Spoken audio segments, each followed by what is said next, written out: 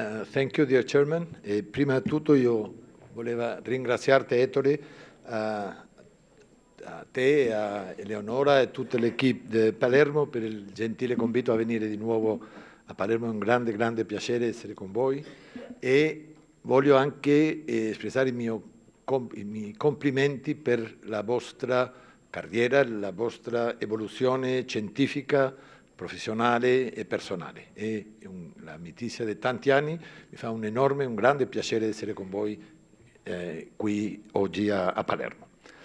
And another thing that I'm very happy is when the title Ettore gave to this meeting, that said the pioneers are back.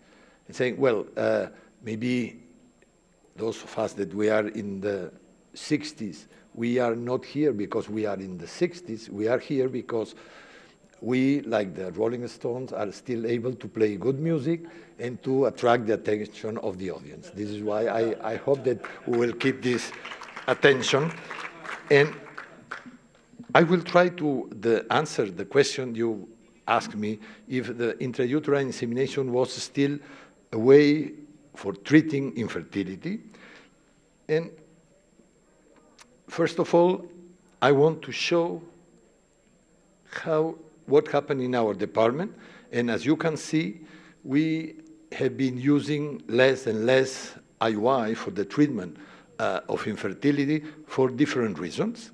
In the year 2000, on average, we were around 900 cycles of IUI per year, and now we are in 250, 300, or even less. Why? Because our infertile population is getting older, and second, because of this first reason, the patients are concerned about the time to pregnancy, and the philosophy, they move faster to, let's say, IVF in most of the cases. But anyway, I'm going to present some data from our department on the results we have obtained in the recent years with intrauterine insemination.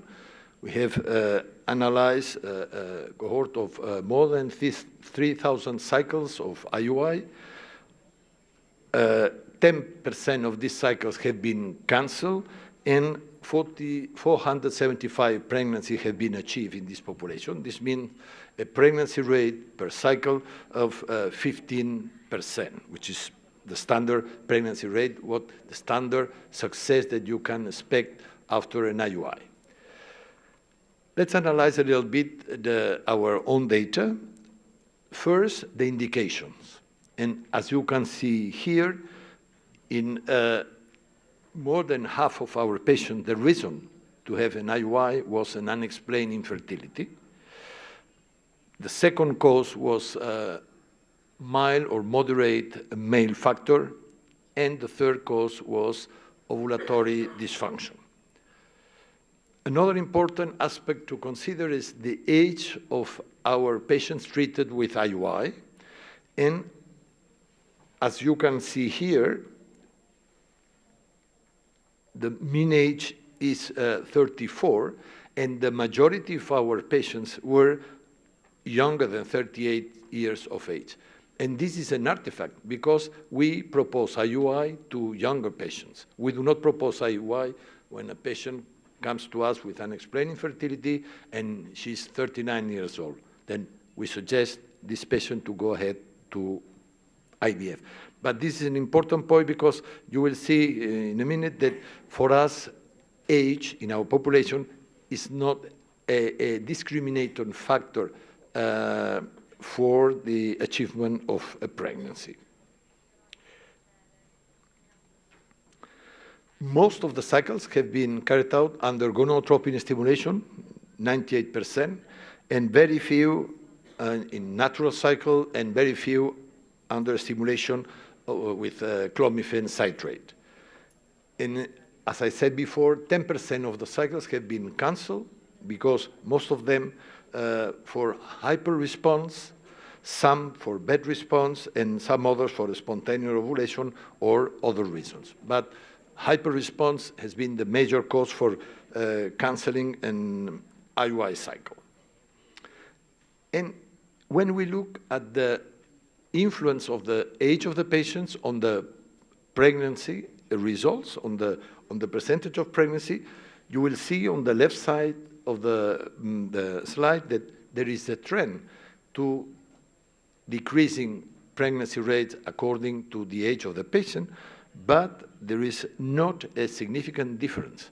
And as you can see in the raw curve, and this is due that this is an artifact, as I mentioned, and this is due that we select our population for IUI, especially in patients under the age of 38.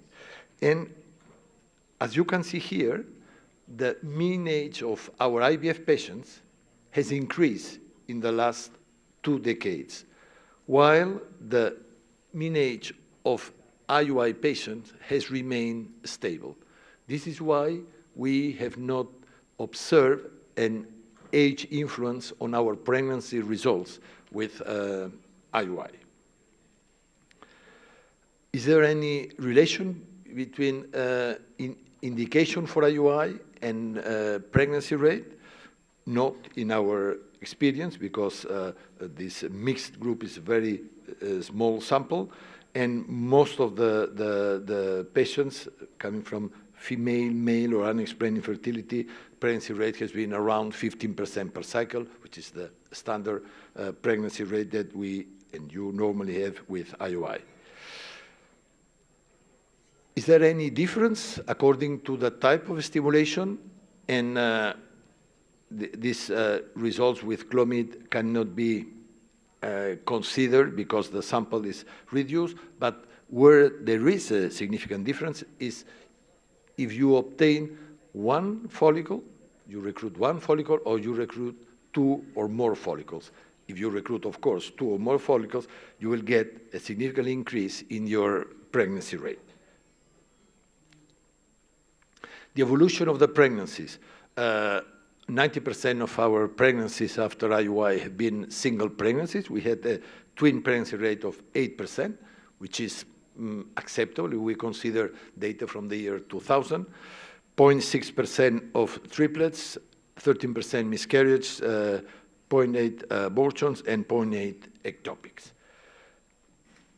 These are our numbers. This is information on what can you expect when you practice IUI for this type of patient, let's say unexplained infertility, mild, moderate male factor, and ovulatory dysfunction. But I want now to discuss with you some points that I consider that are clinically relevant.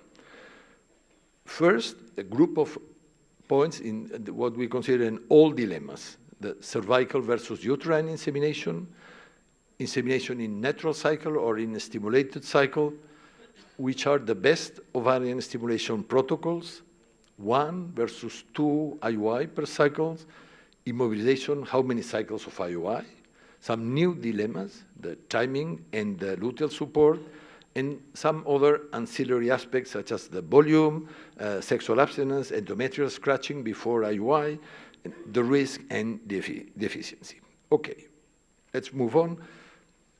To answer the question on what's better, cervical versus intrauterine, or natural cycle IUI, or IUI under ovarian stimulation, I will show you this classic article from Gusick published in the New England Journal of Medicine in 1999 that clearly show that intrauterine insemination under ovarian stimulation was the best option.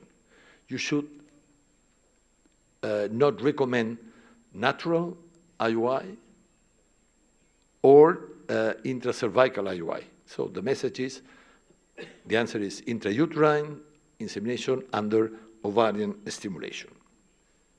And we have more recent data from the Cochrane database that show that IUI in natural cycle compared to IUI in stimulated cycle for unexplained fertility, when a natural cycle was followed, there was a significant decrease in the live birth rate. So we have now enough information to suggest ovarian stimulation for IUI.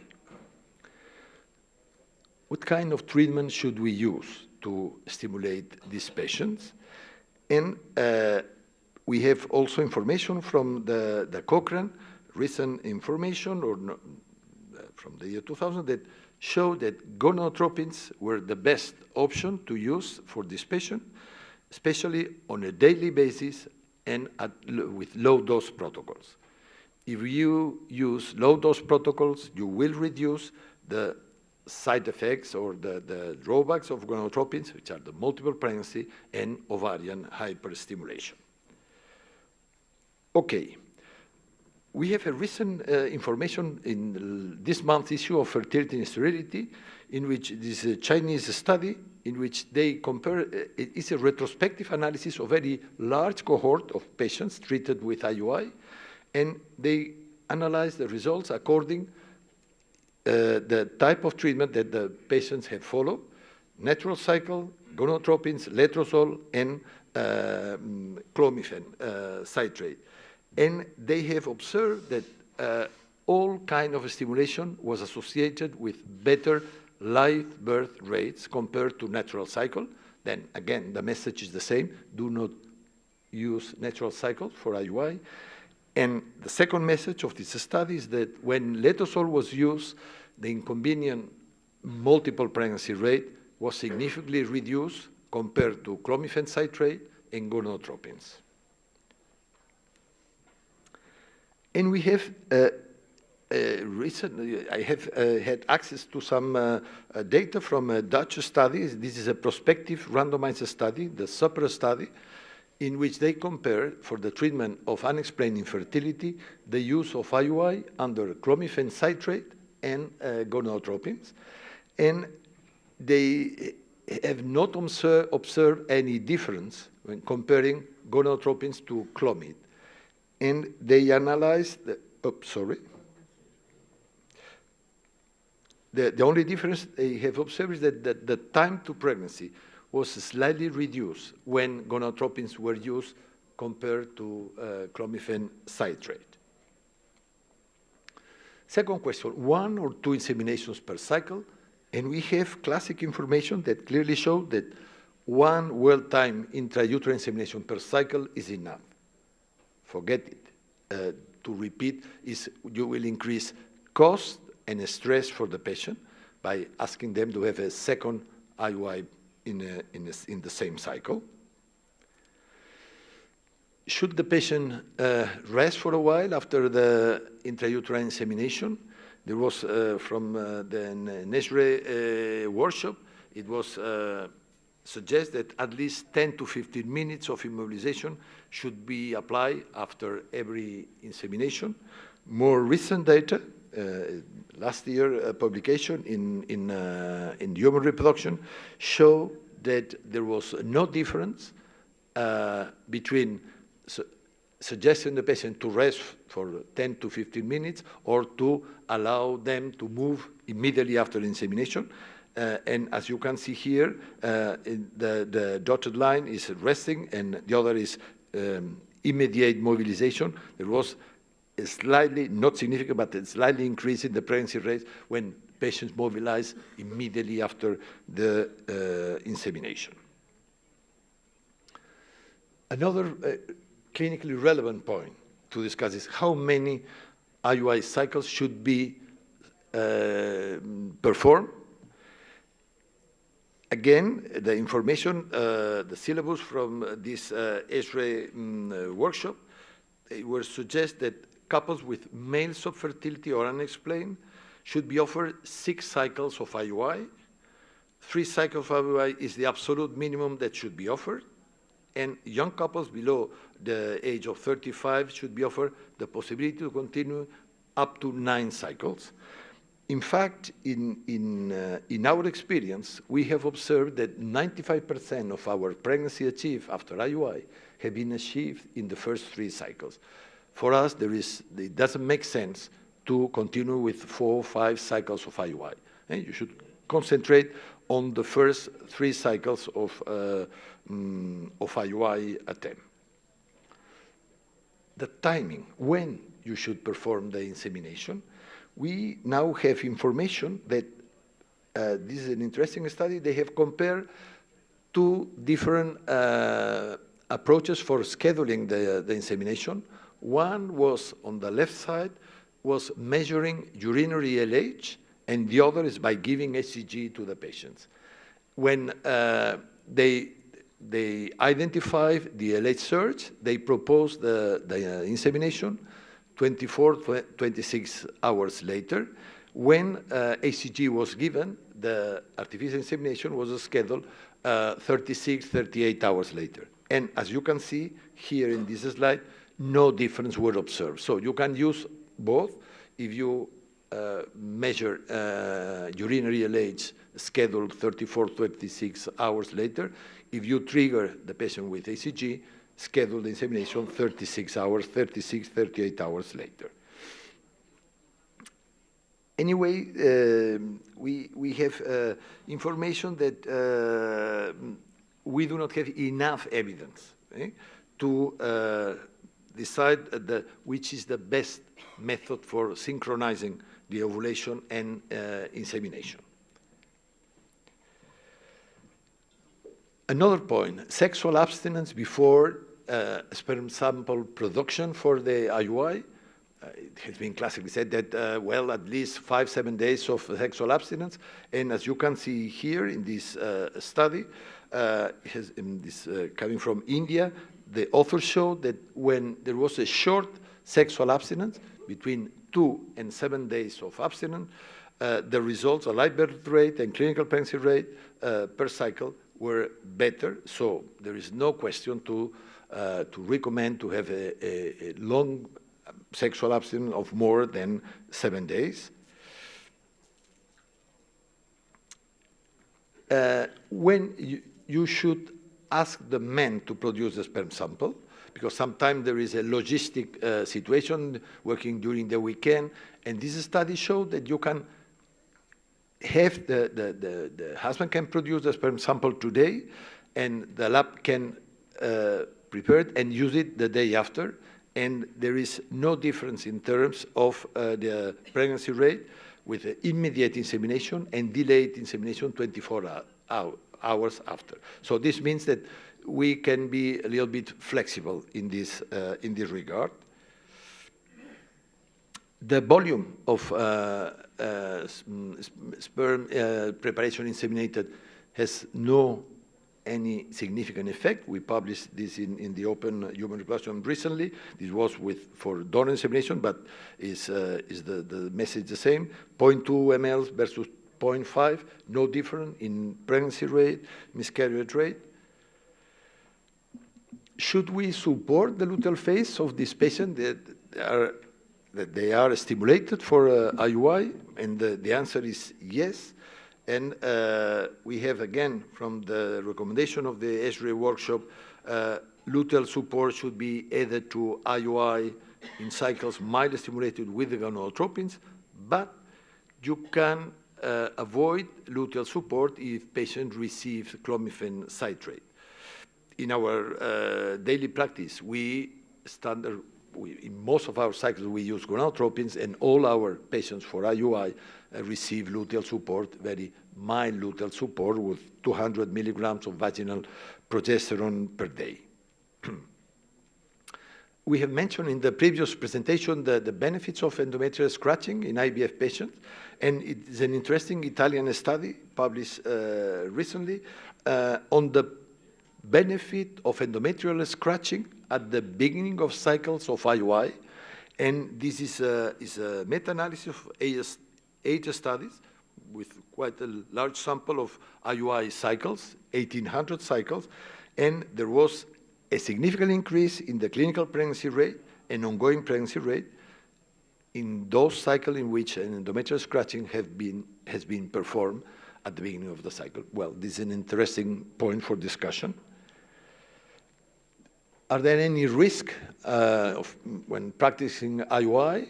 Roberto Matorres in Spain published some years ago that, or last year, or this year, that there is no increased risk of pelvic inflammatory disease, so there is no need to give these patients antibiotics as a prophylactic measure.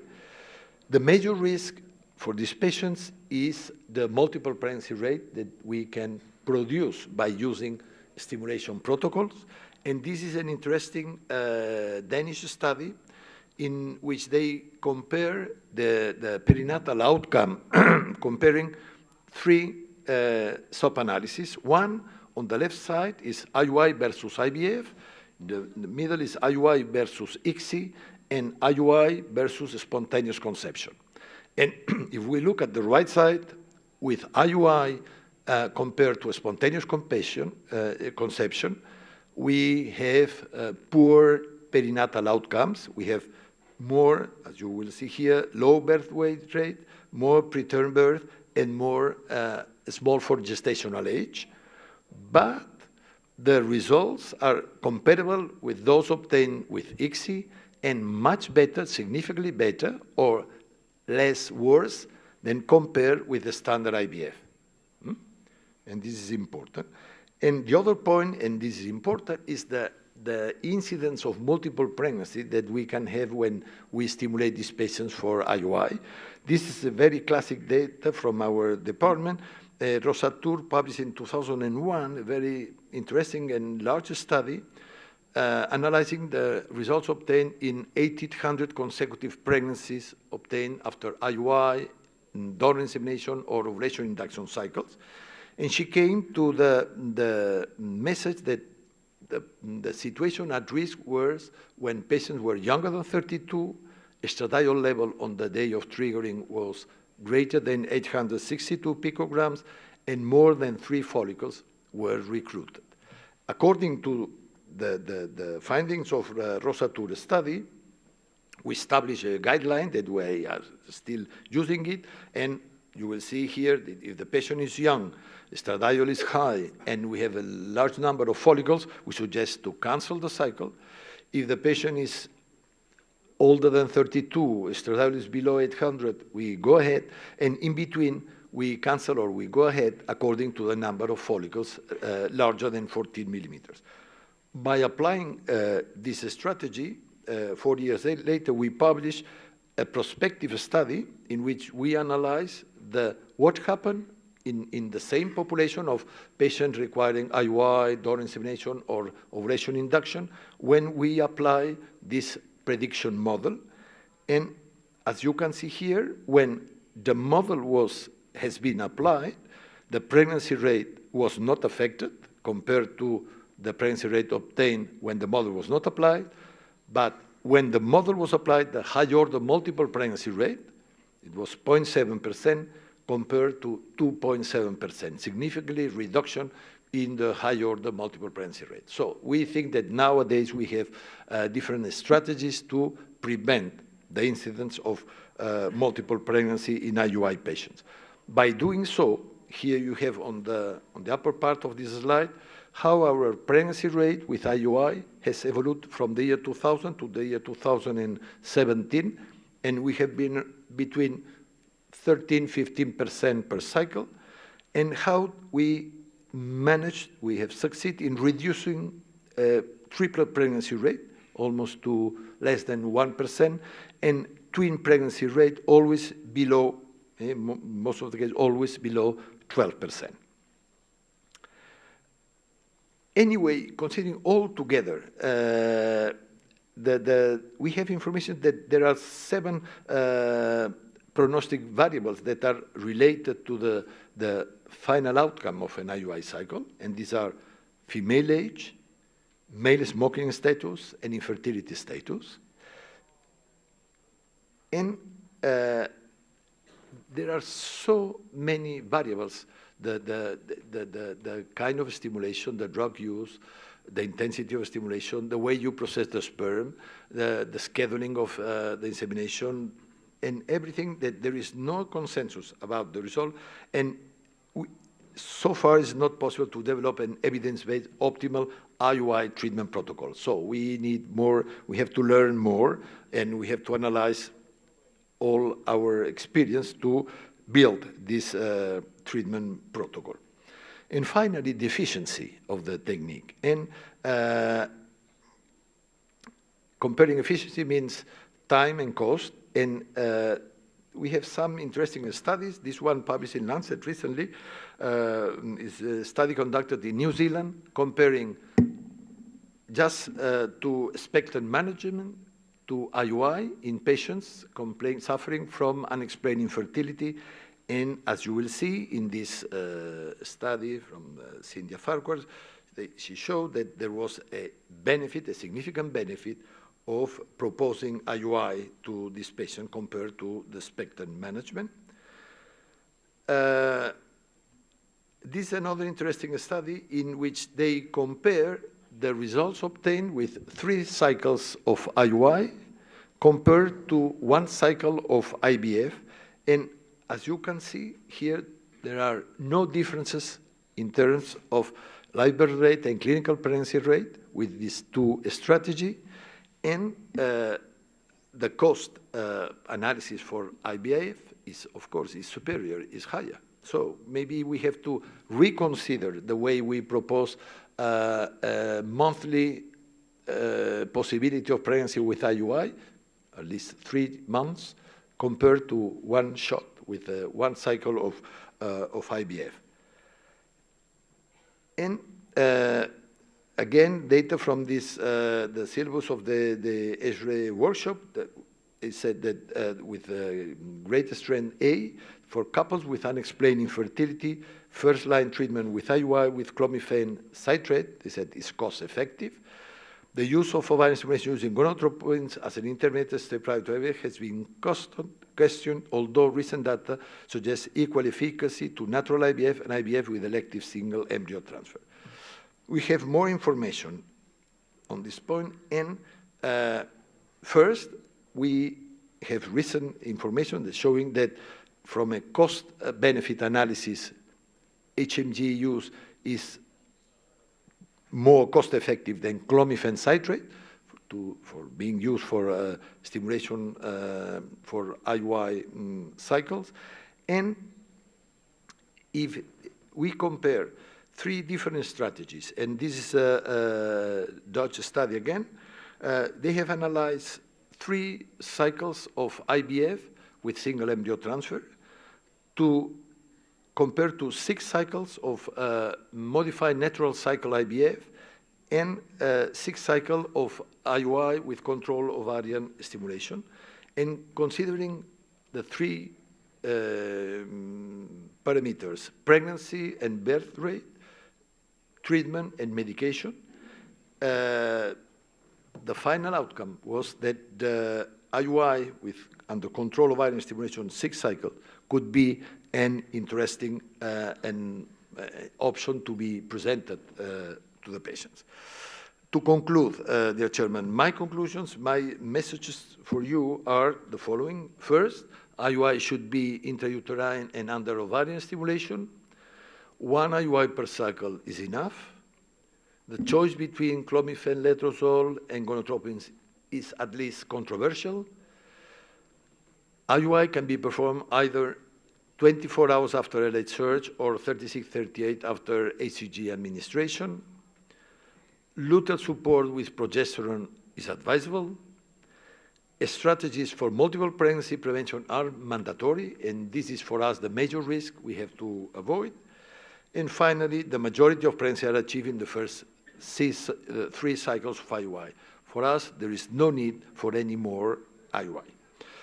I would like to conclude by inviting you to come to visit us during our next forum to be held in Barcelona in our department next November 21st, 23rd. It's the 44th edition of our International Symposium, and you will be more than welcome. Thank you very much for your attention. And again, Ettore, thank you very much.